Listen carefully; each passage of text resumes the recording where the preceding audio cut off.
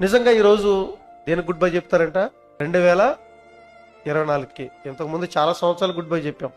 కానీ మనుషులు తెలుసుకోవాల్సిన విషయం ఏంటంటే, మన జీవితంలో కొన్ని క్షణాలు, మన జీవితంలో కొన్ని నిమిషాలు, మన జీవితంలో కొన్ని గంటలు, మన జీవితంలో కొన్ని రోజులు, మన జీవితంలో కొన్ని నెలలు, మన బ్రతుకులో కొన్ని సంవత్సరాలు గతించిపోతున్నాయంటే కారణం ఏంటో తెలుసండి?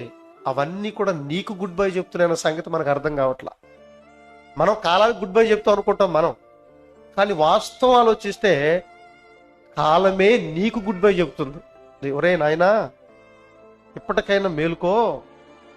నీ ఆయుష్కాలంలోంచి, నీ జీవిత కాలంలోంచి కొంతకాలం గడిచిపోయింది అనగా నువ్వు మరణానికి దగ్గర పడుతున్నావు.